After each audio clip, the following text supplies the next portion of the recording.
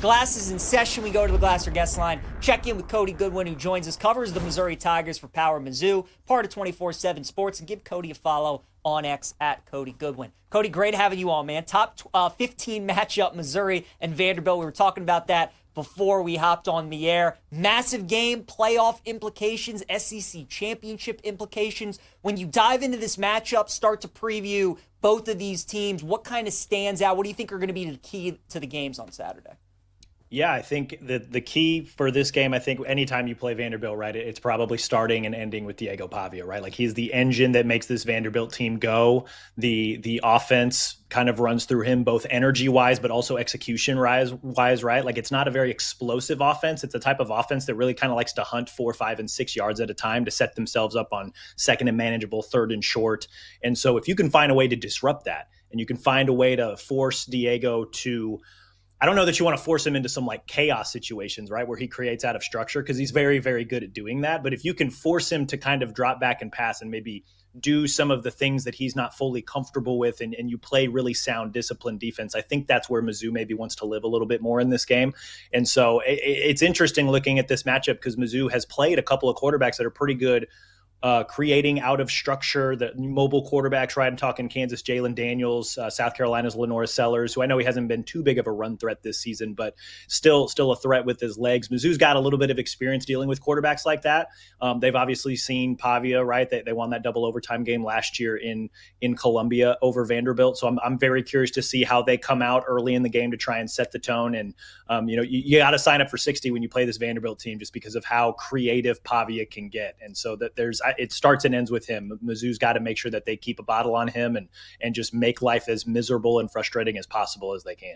No question. That's going to be definitely the key for the Missouri defense for sure, Cody. Offensively, they got to get Ahmad Hardy going again, right? First 5 games of the season, rushes for over 100 yards. He was terrific. Last couple games against Bama and Auburn, he's struggled, hasn't gotten to 60 yards yet. Do you think it's something like scheme-wise that Bama and Auburn have done, or has it just been the step up in competition where Missouri early on, they were playing some easier teams, now they're starting to get in kind of the meat of their schedule against SEC teams and just going up against better competition, they haven't been able to run the ball as well?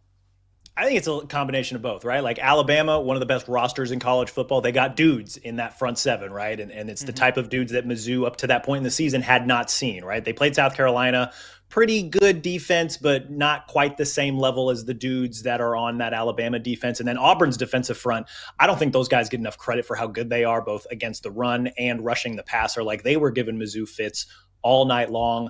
That's kind of what Auburn is known for, right? You look at, they're 0-4 in SEC play, but 3 of those 4 games have been 1-possession games. They have either been within a possession or even, had the lead in the fourth quarter of a lot of those games. We're talking against A&M, against Oklahoma, against Georgia, and then again against Missouri. So that Auburn defensive front, sick, nasty.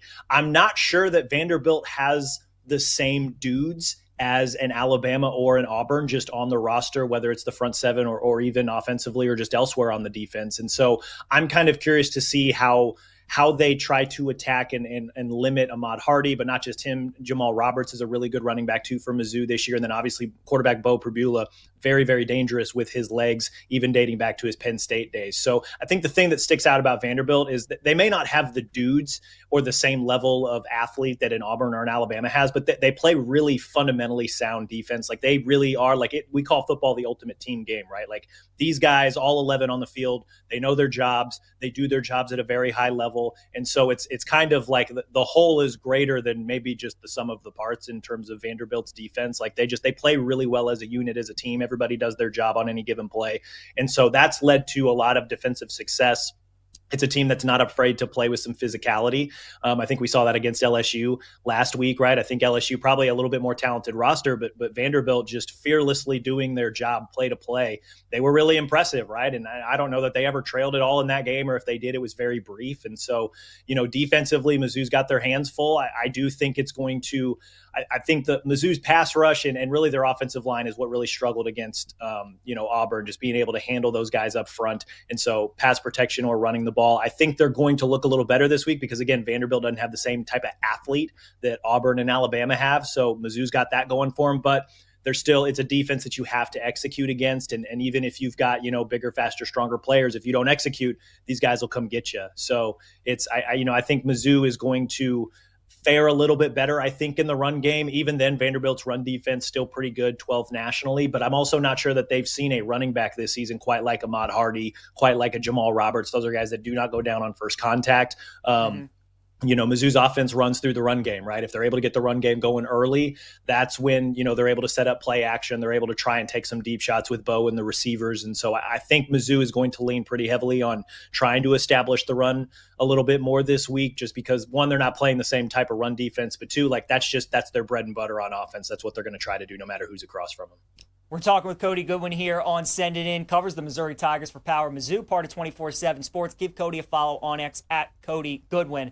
Cody, look, this game again, Vanderbilt, Missouri, big time implications. If Missouri, if they win this game against Vanderbilt, is it time to start looking at Missouri as a team that can definitely make the college football playoff? And do you think that this team is capable, if they make it to the playoff, of maybe winning a game or two? Yeah, I think this is kind of a key separation game, right? I think coming out of the win over Auburn, that was a hard fought win for Missouri, and they were more. There was kind of a sense of relief from the program when we were able to talk to them post game about, hey, that was a barn burner, double overtime, a lot of ebbs and flows in terms of the energy of the game. And, that game was as much about survival as much as it was about winning. But by winning that game, you're 6-1 overall, you're 2-1 in SEC play. You picked up a SEC road win, which is very hard to do no matter who you're playing. And so that win kind of advanced them to the next stage, right? And this next stage is now getting to play Vanderbilt. And so I think the thing about Missouri and Vanderbilt both, and what makes this so intriguing, is that both of them, you look at their schedules, they've beaten up on a lot of teams that they probably should beat up on. They both have some tough SEC wins over teams that are maybe playing below expectation, maybe compared to what we thought about these teams in the preseason, right? Mizzou's got to win over South Carolina, who's been struggling, but a lot of people love them in the preseason. And Vanderbilt got to win over LSU last week. LSU is a team that a lot of people liked in the preseason, but they just haven't seemed to put all the pieces together, especially offensively. So, and they both, now I'm talking Mizzou and Vanderbilt, both those teams, they've lost to Alabama, right? And I think Alabama, at least at the current moment, class of the SEC. So, I think we can definitively say that Missouri and Vanderbilt are both, neither of them are bad teams, but I don't think we fully know how good they really are. And so this game specifically on Saturday, I think, is a little bit of a separation game, right? Can Vanderbilt hold serve at home again and take another step and pick up a pretty key tiebreaker win, or at least a game that we believe will be pretty key when it comes to tiebreakers for both the SEC race and the college football playoff race? Or can Mizzou go down there and take care of business on the road? And again, I think this would be a key win for them, both for the SEC race and the college football playoff race. Because you got to think the winner of this game is going to be 3-1 in conference play, 7-1 overall, and they're going to kind of jump themselves, I think, into that top 4, top 5 tier of the SEC just by virtue of knocking the other team down a peg or two. So I think we're still learning a lot about these teams, which is a weird thing to say entering the last couple weeks of October here. But I think this is a pretty key separation game when it comes, especially to the SEC race. But I also think the winner of this game is going to gain the inside track to potentially be in contention for the college football playoff for sure. I love it. Cody, we got about 30 seconds left. What's your prediction for Saturday? Who do you think wins the game?